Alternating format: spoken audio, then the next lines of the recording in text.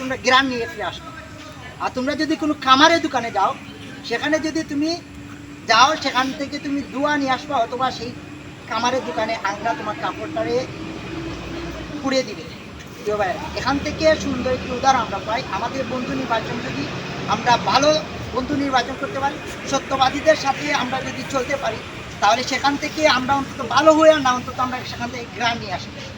আর যদি আমার কলেজ লাইফে, আমার স্কুল জীবনে বন্ধু নির্বাচনে যদি আমরা খারাপদেরকে আমাদের সঙ্গী নেই, যারা পড়াশোনায় ভালো না, যারা মাদক দ্রব্য সে গ্রহণ করে, যে তার পিতা আমার সাথে অসুন্দর আচরণ করে, যে মাগরিবে পরে পড়ার টেবিলে বসে না, তাদেরকে যদি আমি বন্ধু বানাই, তাহলে সেখান থেকে আমি কামারের দোকান থেকে যেভাবে মানুষের কাপড় পুড়ে যায়, অথবা সেখান থেকে সে দুর্গন্ধ নিয়ে আসে, আমরাও ঠিক আমাদের বন্ধু নির্বাচন যদি ভালোভাবে করতে না পারি, তাহলে এখান থেকে হয়তো আমরাও দুর্গন্ধ নিয়ে আসবো। আমরা আমাদের পড়াশোনায় আগামী দেশ গঠনে আমাকে যে গড়ে তোলার কথা, আমরা সেভাবে গড়ে তুলতে ব্যর্থ হবো।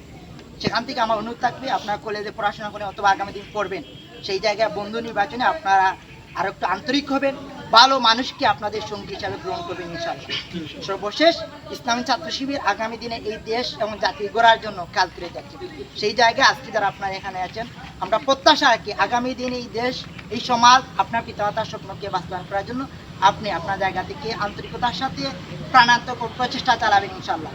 সেই প্রচেষ্টায় আপনাকে গড়ে তুলতে, এই সমাজের জন্য আপনাকে উপযোগী হিসাবে গড়ে তোলার জন্য যত ধরনের সহযোগিতা দরকার ইসলামী ছাত্রশিবির তার জায়গা থেকে করে যাবে ইনশাআল্লাহ। সবাইকে সুনামগঞ্জ জেলা ছাত্রশিবিরের পক্ষ থেকে আন্তরিক মোবারকবাদ জানাচ্ছি, এবং আগামী দিনে সুন্দর একটি ক্যারিয়ার, সুন্দর একটি দেশ গঠনের জন্য আপনি আপনার জায়গা থেকে সচেষ্ট হবেন, আন্তরিক হবেন, পড়াশোনায় মনোযোগী হবেন, পিতামাতার চক্ষু শীতলকারী সন্তান হবেন, সমাজ বিনির্মাণে আপনাকে গড়ে তুলবেন।